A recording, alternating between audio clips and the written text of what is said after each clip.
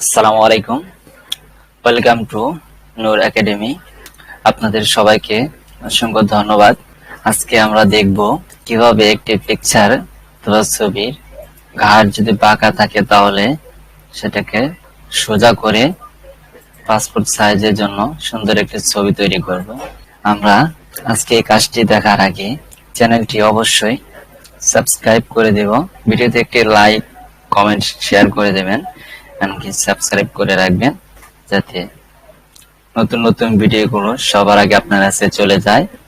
আর যদি এতে পূর্বে আপনি সাবস্ক্রাইব করে থাকেন তাহলে আপনাকে অসংখ্য অসংখ্য ধন্যবাদ।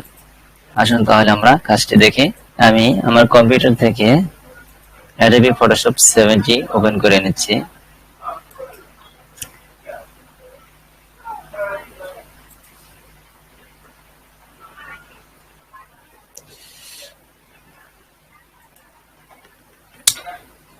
ফটোশপ 7 এটি আমার সামনে ওপেন হয়ে গেছে। এখন আমরা একটি পিকচার নিয়ে আসব। পিকচার আনার জন্য আমরা ফাইলে যাব, ফাইল থেকে ওপেনে। এখানে আপনার ডেস্কটপে, পিসিতে অথবা ল্যাপটপে আপনার যে জায়গায় ফটো আছে আপনি সে জায়গায় যাবেন। আমার ছবিটা এই জায়গায় আছে। আমি যে কাজগুলো করব, যেটা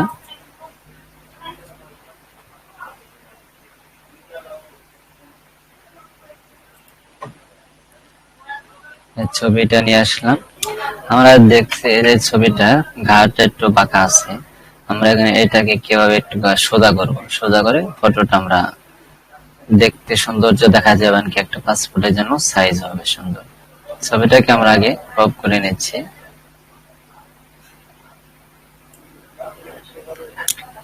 ক্রপ করার জন্য এভাবে সিলেক্ট করে আমরা ইমেজে যাব। ইমেজ থেকে নিচে দেখেন ক্রপ লেখা আছে, এই ক্রপে ক্লিক করলে ছবিটা ক্রপ হয়ে যাবে। এখন সিলেকশনটি ছাড়িয়ে দেব আমরা। এটা ডিলিট করার জন্য, অটো সিলেকশনটা ডিলিট করার জন্য কন্ট্রোল ডি তে চাপ দেব, কন্ট্রোল ডি।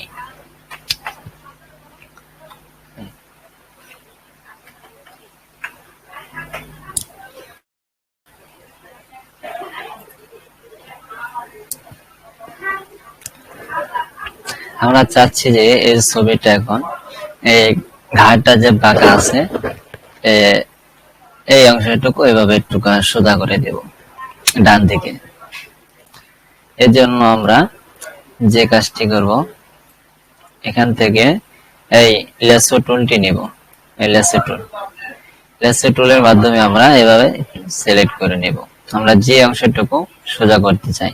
এভাবে টান দিয়ে সিলেক্ট করবেন সবাই।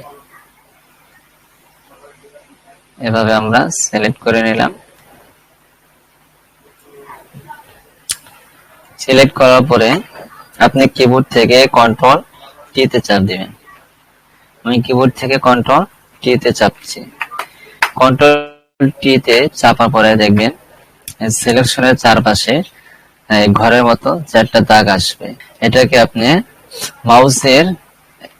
মাউসটি এভাবে রেখে গোল করবেন। গোল করে আপনি যেদিকে ঘোরাবেন সেদিকেই ঘুরবে, যেদিকে ঘোরাবেন সেদিকেই ঘুরবে। ঘাটটা বাঁকা ছিল, তো ঘুরিয়ে সোজা করে নিলাম। আপনি যে এখন এন্টারে দেন তাহলে দাগটা চলে যাবে ঘরটা।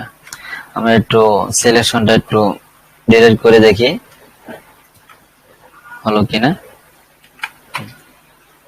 হ্যাঁ, দেখতেছি এখন অনেকটাই বাঁকা ঘাট সোজা হয়ে গেছে।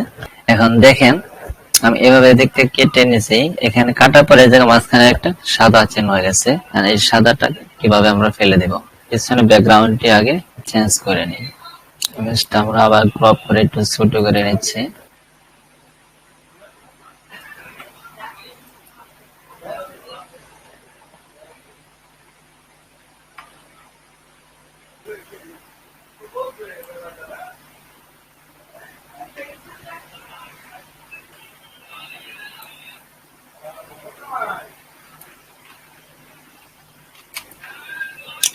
এভাবে আমরা রাউন্ড করে দেব।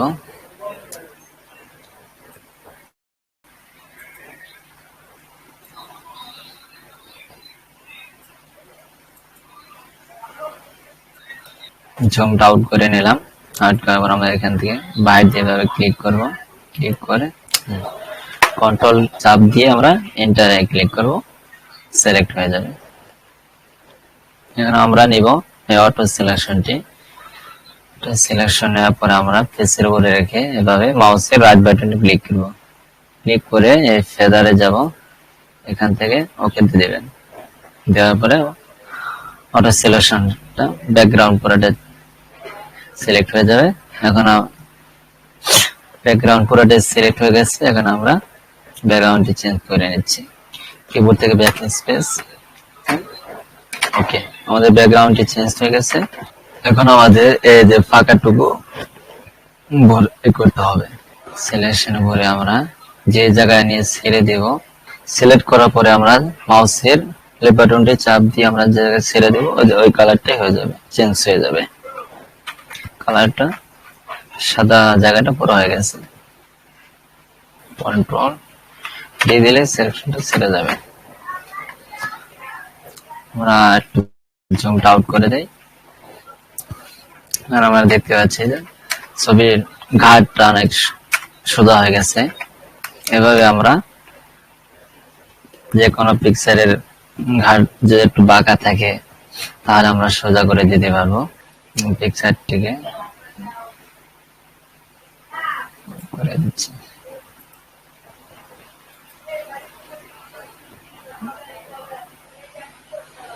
এভাবে আমার একটা ছবি যদি বাঁকা থাকে ঘাট তাহলে আমরা সোজা করে দিতে পারি। আপনাদেরকে এই ছবিটা দেখানো হলো। ভিডিওটি ভালো লেগে থাকলে তাহলে ভিডিওতে অবশ্যই একটি লাইক এবং সাবস্ক্রাইব করে দিবেন, রাখবেন। যদি সাবস্ক্রাইব করে থাকেন তাহলে আপনাকে অসংখ্য ধন্যবাদ।